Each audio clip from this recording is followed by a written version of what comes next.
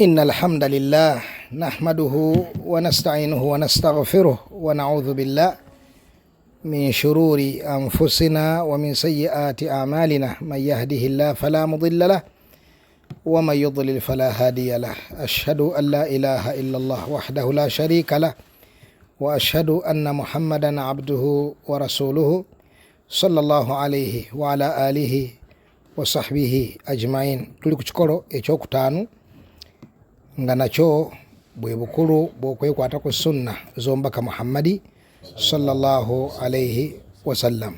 Naam, تفضل يا شيخ. لا سمح. نعم. قال المصنف رحمة الله عليه: وشرف المؤمن ومنزلته إنما تقاس باتباعه صلى الله عليه وسلم، فكلما كان تحريه للسنة أكثر كان للدرجات العلى أحق وأولى.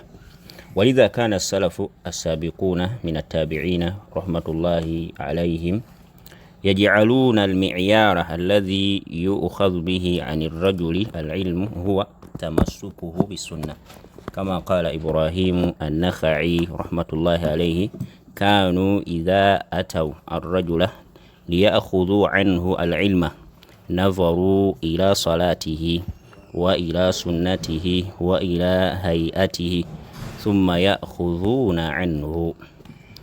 ويقول أحد العلماء: إن من علامات المحب لله عز وجل متابعة حبيب الله صلى الله عليه وسلم في أخلاقه وأفعاله وأوامره وسنته، وهذا حق مأخوذ من كتاب الله عز وجل. يقول الله تعالى: قل إن كنتم تحبون الله فاتبعوني يحببكم الله ويغفر لكم ذنوبكم والله غفور رحيم. قال الحسن البصري رحمة الله عليه في تفسير هذه الآية: جعل الله علامة حبه إياهم اتباع سنة رسوله صلى الله عليه وسلم.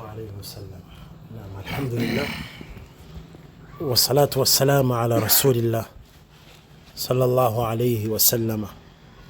tumwebaza Allah subhanahu wa ta'ala kyengera kye yatuwa ekyeddiini eno. Byali badde bitya nga tuli ku ddiini eno? Allahu akbar. Nga tuli ku ddiini y'aba Paulo bajjoni, boyitako mu kibuga n'akaveera ka walagi n'akutta akati k'embizzi n'abeera mu bulamu bwe butyo obufaanako bwe butyo. Netwongera okwebaza Allah subhanahu wa ta'ala olw'ekyengera eky'obusalafu, da'wa ya nabbi sallallahu alayhi wasallam. Obulamu bwali badde butya nga tuli mu bibinja ebyola eby'abasuufi, eby'abazikiri, eby'abakhawariji, eby'abamurji'a, eby'abamu'tazila, eby'aba Muslim Brotherhood, eby'aba jamaatu Hizbu Tahrir. Byali badde bitya? Allah tumwebaza okuba nti yatuwa entegeera eno ennungi n'okwagala sunna z'owekitiibwa Muhammadin sallallahu alayhi wasallama. Tugenda mu maaso n'ekikolo ekyokutaano nga kwe kunyweza nkola ya nabbi sallallahu alayhi wasallama n'ogifaako ennyo mu gikolerako n'okuyita abasigadde. Sheekhe yatulaga kino kikolo kinene eri abasiraamu bonna okumanya nti eddiini yaabwe mu bigambo, mu bikolwa, mu neeyisa balina kubijja kwani? Ku nabbi sallallahu alayhi wasallama. Wa in tuti'uhu tahtadu, mugenda kubeera ku bulungamu. Kitegeeza ki? Singa munaamujeemera kye mugenda okubeerako bugenda kubeera buki? Bubuze. Ayagala obulungi, obulungamu, kola bye yakola sallallahu alayhi wasallam. Agamba muwulire ebigambo bino ebirungi ebya Imam Abdussalam rahimahullah: wa sharafu almu'min wa manzilatuhu innama tuqaasu bittibaa'ihi sallallahu alayhi wasallam. Ekitiibwa ky'omukkiriza n'okubanga alina ekifo kinene mu ddiini eno, kwe tupimira, kwe tukirabira, kwe kugoberera kwe nabbi. Bwe tulaba omuntu agoberera nabbi aba wa kitiibwa nnyo oyo, nga byakola akola nga bwe yakola nabbi wa alayhi salatu wassalam, ekitiibwa kyaba alina kiba kya waggulu nnyo. N'eri abakkiriza abaagala obulungamu kitiibwa kyoyo gye bali kiba waggulu nnyo. fakullama kana taharrihi lissunna akthar kana lidarajati lula ahaqu wa aula. buli bwabeera nga agezaako okulondola okufaayo ku nkola ya nabbi sallallahu alaihi wasallama ng'afaayo nnyo, nabwe kityo yakoma okuba nti agenda kufuna amadaala amaki aga waggulu amanene, agenda kubawa waggulu. omuntu oyo afaanako bwati. era bo abasalafu ye mizaani gye baalinanga omuntu okumuggyako eddiini nga bamwetegeeza ali atya mu kugoberera enkola ya nabbi sallallahu alaihi wasallama. agamba sheekh walidha kana salaf assabiqun min attabi'in rahmatullahi ta'ala alaihim يجعلون المعيان الذي يؤخذ به عن الرجل العلم هو تمسكه بالسنة، كما قال إبراهيم النخعي رحمة الله عليه كانوا إذا أتوا الرجل ليأخذوا عنه العلم نظروا إلى صلاته وإلى سنته وإلى هيهته ثم يأخذون عنه. أقام رحمة الله عليه الإمام عبد السلام ولذا كان السلف شوفوا بابا سلف أبات كلهم برابو السابقون أبالونج أئمة الهدى مبتابعين رحمة الله عليهم كانوا يجعلون المعيان معيان بوكو بيتو لانغو موتو غانتي ono tugende tumujjeko irimu tugende tutule wali tuwulirize ebigambo bye boko batunuliranga kinga bolaba nti mathalan abasuubuzi baba kukibaga nti tugende tusuubule China wali abantu bwe baba ko batunulira byamaguzi bye China obakale abali mu kibuga baba kama duka ge bagamba nti duka lya gundi baba ko batunulira ali bwati ne bwati gundi ngeri jabirapinga ngeri baba ka abasuubuzi bakola ki kati ateba naddini bo bafaayo nnyo nabo okulaba kubanga bwe kibanga abantu bana bannadduniya nabo tomala gakola ki betegereza bamala kwetegereza ne batunula tebasuula eddunia yaabwe mu kabenje buterevu bana bakolera eddunia afaayo ani gwe nina okusuubula kamaduuka gabeerawo mangi naye ng'amanyi lyakola ki yasobola balina bye batunulira naye kati ayagala kukulaga nti baba salafu bali abaatukulembera mu kujja ku muntu ilmu balina kye baatunuliranga kyekiriwa alladhi yu'khadhu bihi ani rajuli alilm ekintu kye baatuliranga omuntu we basobola omuggyako ilmu kino kikulaga ki nga tetunna kimalayo nti tebamalanga gayoola buyozi nti buli omu avuddeyo bamuggyako ki ilmu nedda balina kye beetegerezanga kyekiriwa tamassukuhu bisunna okunyweza kwe enkola ya nabbi sallallahu alaihi wasallama kuli kutya bajjanga ne beetegereza bwe balabanga mu butuufu ddala musajja anywezezza enkola ya nabbi sallallahu alaihi wasallama amamanya nti ono nno gwe tulina okuggyako ki ilmu bwe balaba ali ku sayidi endala nga bamanya ono mwegendereze ngera Muhammad bin Sirin rahmatullahi alaihi kye yatugamba Imam Muslim alaihi rahmatullahi abireeta mu kitabo kya sahih wa muqaddima introduction inna hadha al-ilm din fanzuru amman ta'khudhuna dinakum. athari shekhe naam ejula kubeera yatteeka ku buli agamba nti musalafu naddala ku mulembe guno okugikwata buterevu okugikwata kubanga yafuuka kintu ekikuuma eddiini ye kintu ekikuuma eddiini ye inna hadha al-ilma diinun abange mukimanye nti eno irimu gye musoma yeddiini yammwe fanzuru amman ta'khudhuna dinakum kyabagamba kirikirya nnyo kitegerekeka bulungi okujjako ero yatayagala kitegeera mulimu ayagala kigira nti ate olumi bw'osoma ku seeka nga mawuledi alaba ddiini ojja kiteeka mu bulamu bwo nti mu ddiini y'obusiraamu mulimu mawuledi bw'osoma ku seeka alaba nti okuvuma Abubakari ddiini mu ddiini yo ojja kubaamu okuvuma Abubakari bw'osoma ku seeka nga mu ddiini omulimu mu ddiini ye mulimu ogulumiza sunna z'omubaka Muhammad sallallahu alaihi wasallam kijja kubeera mu ddiini nti sunna za nabbi kintu kikulu wahakadha seeka gw'osomako eyo irimu gy'oyita irimu gy'omuggyako yeddiini yo wetuddayo mu bufunze ku basalafu mathalan twayogera ku bayizi ba Sheikh al-Islam Ibn Taymiyyah kiki baatwala abayizi be kiki baatwala sunna ba Imam Ibn al-Qayyim n'abalala kati ate abayizi b'omusajja yatandika ekirwadde kino ekyaba Jahmiya Jaadi bun Dirham gye byatandikira ku Bajaadi n'ebyaji bajja mu Bayudaaya ki bano ba Jahm ibn Safwan abajja oluvannyuma ki kye baasikira ku jjajja abooli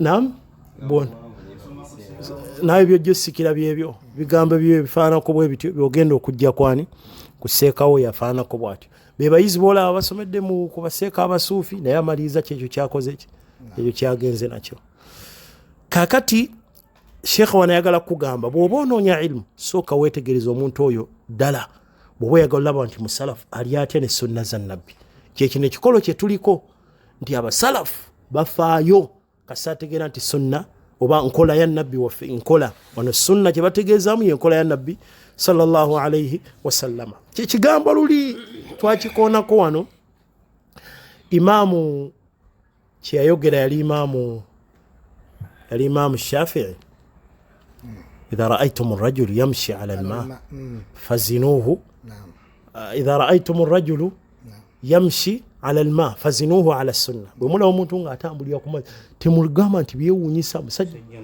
musajja bakola ebyamage musoke mutunulire okakasa nti ddala ina kya ali atya ku sunna za nabbi bwe byatuuka ku imaamu ow'e Misiri al-Layth rahmatullahi alayhi yabagamba qassara Shafi'i kyava wa Layth nekijja wa Shafi'i kyava wa Layth yagamba idha ra'aytum ar-rajul yamshi 'ala al-ma kati bwkyatuke wa imaamu Muhammad bin Idris bwekiri sheikh kyava Shafi'i nekituuka ku Layth bakyava wa Layth nekituuka ku Shafi'i Sheikh Uthman kyajjukira kitiibwa otera kujjukira al-muhim genda masha kassara al-Layth kiraga nti kyava wa Layth nekijja eri imaamu Shafi'i n'abagamba akoze eki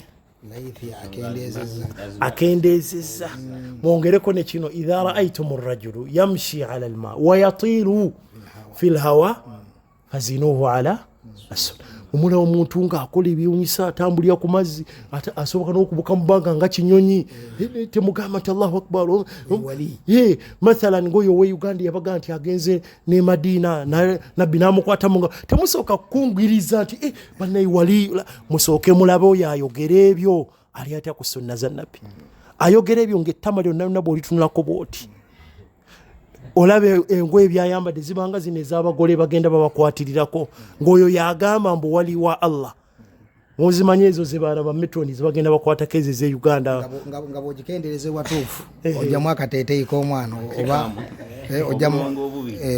ojjamu akasuuti k'omulenzi ng'ozisalidde watuufu kati oyo afaananako bw'atyo togenda kumuggyako ddiini oyo aganye okukkiriza okuwanikira enkola ya nabbi sallallahu alaihi wasallam ebeere mu bulamu bwe otayinza kubanga ye muntu okujjako ilmu kati seekagamba weegende sooka otunule bw'oba oyagala okunoonya ki ilmu ino kyanukula embeera abantu gye balina olwaleero ogamba nti temukola ki temusosola mande mulowooze aboogera ebigambo ga ebikufaanako weebityo ebiraga abantu nti buli yenna ajja tumuggyeko ki tumuggyeko eddiini ekyo tekigenda kusoboka ddiini egenda kuba enoonese waliwo n'abamu kubo abaleeta n'obujulizi nti tolaba ne Abu Huraira yasoma kwani abo abantu abo beewuunyisa ekyafaayo kimanyiddwa obulungi era kitegeereka naye bakwata ebyo okuwuddiisa n'okwonoona eddiini y'abantu tetumanyi nti oba Abu Huraira oyo yawulira darusu nga bagiranze nti Ibirisi darusu oba Shaitaani darusu Abu Huraira yeteekateeka n'akwata ebitabo agenda atule mu darusu yani Shaitaani kati wano bo bakubiriza nti seeka yenna muleke ku by'okugira okola mbogenda buki ogenda Abu Huraira olowooza abakitegeera nti darusu ya Ibirisi yagitegese omusuubira nti Abu Huraira yaligeze kakati amanyi ekigambo kino bakikkaatiriza n'okutuusa kati era kyobula bw'ogenda mu bitabo ng'amanyi bagenda okuboogera mathalan twali twogera ku Sheikh Abdussalam twasooka kugirayo yasoma ku baani otegeera omumanyi gw'ogenda okuggyako ki ekyo abamanyi bakikozesa n'ebitabo bingi ne bakulaga ono nno yali musalafu ono akiida ye eri bweti era ne imaamu Muhammad bin Uthman yani muyizi wa Sheikh al-Islam Ibn Taymiyyah Muhammad ibn Uthman Sheikh Luqman al-Dhahabi rahmatullahi alayhi mu kitabo kye Siyaru A'lami an-Nubala bw'abaako nakubamanya ab'enjawulo akuleetya n'akulaga ono yali bw'ati ali bw'ati lwaki otegeera ani gw'ogenda okuggyako ki gw'ogenda okuggyako eddiini yo gw'ogenda okuggyako ilmu kubanga ilmu eno ki yeddiini yaffe olaba agiina mu katemba manyi oyo mukyamu kati Seka wano atuwadde miizaani tutunulire omuntu ali ku ki ali ku sunna Sheekh waffe alina ekigambo kye yatugambanga nti ne bwe muba mukola omuzannyo mukola katemba era nate tusiibula ebiseera ebyo Sheikh Sadiq bin Abdillah hafidhahullah mu basajja bannahadiisi abanene mu ggwanga ly'e Sudan natugamba ne bwe mukola katemba ozanyiikiriza byonna ne temugezanga ne mukola katemba mu ddiini y'abantu kubanga eddiini eyo ogiraba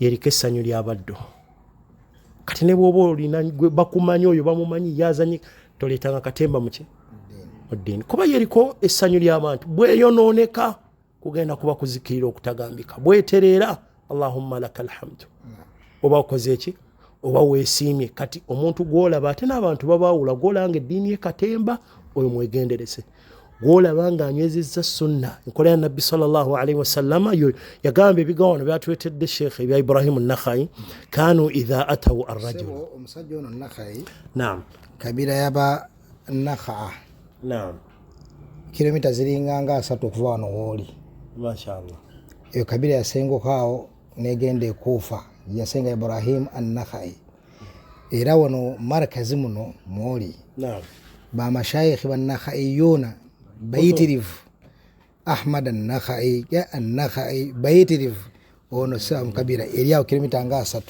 oyita lahaji sebo lahaji ajaron sebo ekigambo lahaji kyatu kakati sebo province bagita Abiyani kumpi awo ekyenjagadde nti omukulu ono oli matwalege ag'obujjajja mashallah Ibrahim an-Nakhai rahmatullahi alayhi muyizo omunene wa Ibn Mas'ud radiyallahu wa Abdullah ibn Mas'ud Abu Abdirrahman al-Hudhari كانوا إذا أتوا الرجل ليأخذوا عنه العلم webajjange w'omuntu nga bawulidde nti alina ilmu ne batuuka waali bakolanga bati batulanga butuuzi batandika okuwandika la basookanga ne beetegereza nadharu ila salatihi batulanga essala ye gy'asala eri waye essala ya nabbi oba ensala ye tebakomanga okwo wa ila sunnatihi okukwata ekkubo lya nabbi enkola ya nabbi ali atya sunna za nabbi oba obulungamu bwa nabbi kubo nabbi lyeyakwata naye lyaliko yeeyisa atya mathalan nyambala yeri etya n'embeera zonna ez'enjawulo mu kugobera omubaka alayhi salatu wassalaam wa ila hayihatihi endabika ye eri etya bw'omutunulirako muki feesi ye eri etya obusiraamu ddala bulabikako bw'otunula ku ngoye ze ziri zitya bagyetegerezanga thumma ya'khudhuna anhu bwe balabanga birungi biri ku minzaani entuufu enkola ya nabbi yennyini oyo omusajja nga bamuggyako ki kitegeeza bwe balabanga bintu byakutagala ogenda omwetegereza kikanzu somesa oyo baga wano tuli wakyamu bagenda okutunulira ekijubba ne bakyetegereza nga baga nti aa ono si muki baga tuwira ekirevu nga akibbirira balina bwe babbirira bwe dizayini bwekivubuka baga wano tuli wakyamu kasita bamwetegereza ne balabamu katemba mu ddiini mukola ki naam Sheikha ensonga eno nkulu naddala nti tulinawo abantu abalina shubuhaati ez'enjawulo n'ebyafaayo nga byowulidde Ibirisi Abu Hurayra twetaaga okwongera ogitaggula biidhini subhanahu wa ta'ala naam awo waliwo ensonga omusiraamu gy'ateekeddwa okutegeera nga tugijja mu kyafaayo ekyo ekya Ibuliisu bwe yasomesa Aba Hurayra emigaso oba ogumu ku migaso gya Ayatul Kursi nabbi saa sallama naga sadakaka wahuwa kadhubu, byagambye mazima naye yabigambye saabalimba. Tuyigawo nti tukkiriza amazima mu buli yenna gwe gabeera gavuddemu, ekyo tekisosola ne bwabeera mu katoliki. Singa ayogera amazima tetukkirizibwa gazzaayo, va ku munnabbida oyali ahwan halan, siwe kiri. Ne bwabeera mu katoliki, abasajja abajja nabbi sallallahu alaihi wasallam nagati innakum tunaddidun wa innakum tushrikun, baali bayudaaya. taquluna ma shaa allahu wa shi'ta wa taquluna wal kaaba. Abayahudi bajja nabbi sallallahu alaihi wasallam gati mukola shiriki mmwe abasiraamu, mugamba nti Allah bw'anaaba yagadde naawe n'oyagala, ate mulayira ne kaaba muga nti wal kaaba. Nabbi nagati bakikola n'abakuŋŋaanya mangu basahaba radiyallahu ta'ala anhum, n'abagaana okulayira kaaba, n'abaga balayirani Allah subhanahu wa ta'ala. Ekyoke naga nti qulu ma sha Allahu wahdahu, siwe kiri. Ani yaleeta ensonga eyo? Yali Muyahudi. Olw'okuba ge yaleeta gaali mazima gakkirizibwa. Awamu n'ekyo tetukkirizibwa kugenda mu Bayahudi kubanoonya mazima. Mu Qur'ani Allah naza tugamba ku aya ejja amakulu ago Allah kiyakkiriza nga kive eri abashiriku. Wa idha fa'alu fahishatan qalu wajadna 'alayha abaana wallahu amarana biha qul inna allaha la ya'muru bil fahsha. Aya jibavone Sheikh noza naye yanukudde ataquluna 'ala allahi ma la ta'lamun. Waloni ndala ene ya idha ja'aka al munafiquna qalu nashhadu innaka la rasulullah. Abannafusi bagamba tuwa obujulizi mazima ddala oli mbaka waki Allah yasoka kunyweza wa mazima go gebogedde. Wallahu ya'lamu innaka la rasulu. Tiyagazzaayo nti kubanga bano bannanfuusi, kyokka ate n'alaga embeera yaabwe wallahu yashhadu innal munafiqina lakadhibun. Ekyo kifaanaganira ddala ne hadithi eri kyagambye mazima naye muki mulimba. Lwaki nabbi agamba Abu Huraira nti mulimba? Yaani muiwali la taghtar bihadha alhaq alladhi jaa bihi, tugumaazibwa kana akazima akavudde ki akavudde muye, manya nti oyo mulimba. Naam, era Allah kyalaga omubaka we wali kyeboogedde mazima, oli mubaka wa Allah naye abo abakyogedde balimba. La taghtaru bihim, kubanga bajja ne bagamba kitegereka. Kati qaida egamba etya? Amazima tugakkiriza okuva mu buli yenna gabeera gavuddemu. Tugambe ne wabeera muki mu katoliki nga tulabe ky'abayudaaya. Naam, bw'olya Tereza ng'agamba nti Mukama naam atuwadde akakuba, tuyinza omuwakanya. Ani atuwadde akakuba? Mukama. Akyogedde Tereza. Abasiraamu tukiyimirizaawo ddala Mukama yatuwadde akakuba? Aljawaabu na Allah subhanahu wa ta'ala. Tumanye nti Allah oba Mukama Katonda owa waggulu, nga tugamba ddala kituufu arrahmanu ala al-arshi istawa. Kakati amazima tugakkiriza okuba buli yenna gaba gavuddemu, naye tetuganoonya okujjako mu bannannyinigo. Kakati bano baagala tunoonya amazima mu batali bannannyinigo, mbu kubanga gakkirizibwa bwe gaava mu batali bannannyinigo. Kitegerekese? Amazima oganoonya oganoonya mu bannannyinigo, naye mu kugakkiriza yenna agaleese, yenna agakoze eki? Yenna agaleese. Bw'oli omukatoliki oba omulokole oba omunabbida oba omuki ng'ayogedde amazima tuga ago mazima, kubanga amazima tegaddizibwayo, naye tetuganoonya okujjako tuganoonya mu bannyinigo. Kitegerekese? Eyo point esooka, wala point singa 3.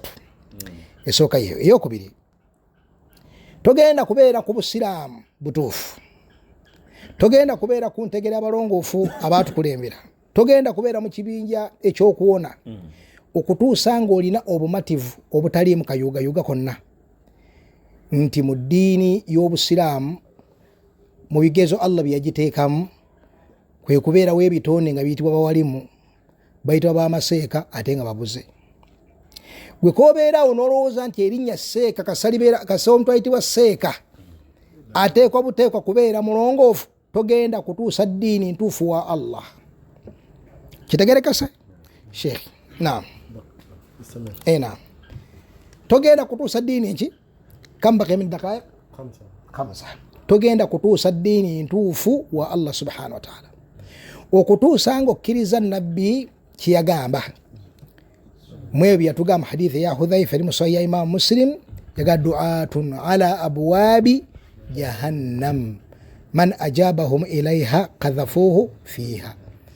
Waliwo abakowooze nga bayimiridde ku miryango gya jahannam, anaabaanukula bagenda musula mu muliro.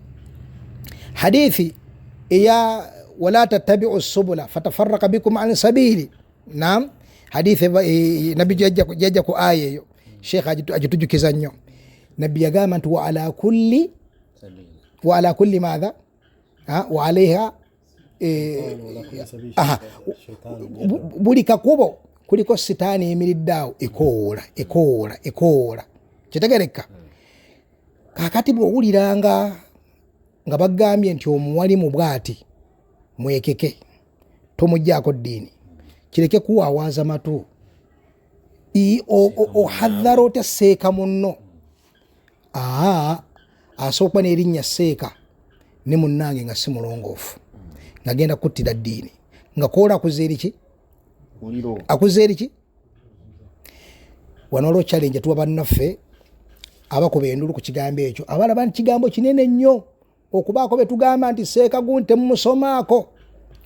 Tumubuuza nti gwe okubiriza abantu batusomeko, fe abalina omuzoogo, okubiriza abantu batusomeko, gwalina obunyiivu obwo okubiriza abantu basome kubalina omuze guno ogukunyiiziza ogugamba nti gobakubiriza babasomeko, okwanukula nti nedda. Lwaki? Nabo baseeka banno, si bwe kiri? Kakati bwe kibeera nga gwolaba nti bano abagamba bannaabwe nti abagamba abantu seeka media temusomaako, seeka pirawo temusomaako, seeka lubuto temusomaako, seeka ddagala temusomaako, Minister of Finance temusomaako, ya bwavu nefanako bwe bityo. Kakati gwe bwolaba ekikolobero kinene gwe tusooka okigwamu, naawe olaba nti bano abakola omulimu ogwo tebalina kusomwako. Kitegeeza tukkaanya nti si buli ayitibwa seeka nti asomwako, nga n'obujulizi kwe kuba nti naawe ogamba abantu batusomaako, si bwe kiri? Kati ne tudda ku haqiiqa. Gwe bw'oba ogamba abantu basoma ku bano, nsonga ki gy'owa? Era bwe baba bagamba bali tebasomwako, nsonga ki gye bawa?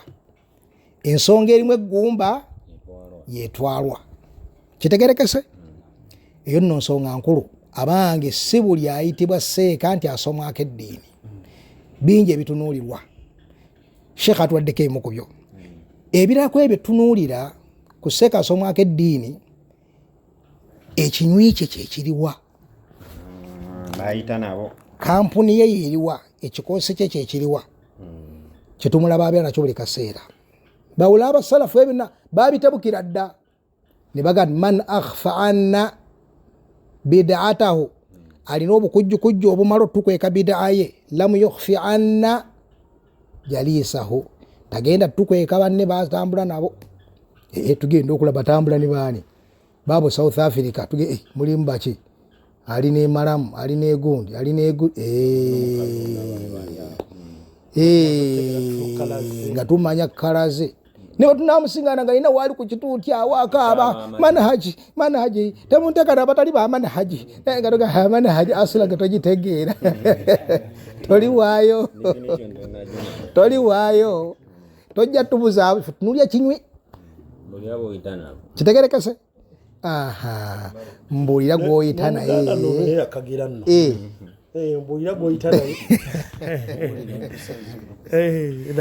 kati sebo ekinywi ekyo kikola omulimu munene okulaga omuntu kyali, kubanga waliwo abalina ekitone ky'okwekaabya, waliwo abalina ekitone ky'okusika sympathy, abeerawo n'akaaba social media, abantu bagamba musajja wattu bambi bamubonyabonyezaki, lwaki bamulyaza amaanya, lwaki wahuwa kadhab, nga mulimba akoze eki eyo nno nsonga nkulu nnyo ne bannange okola tutya okugyetegereza. Tunuulira abantu omuddu oyo baatijja nabo ali gindi.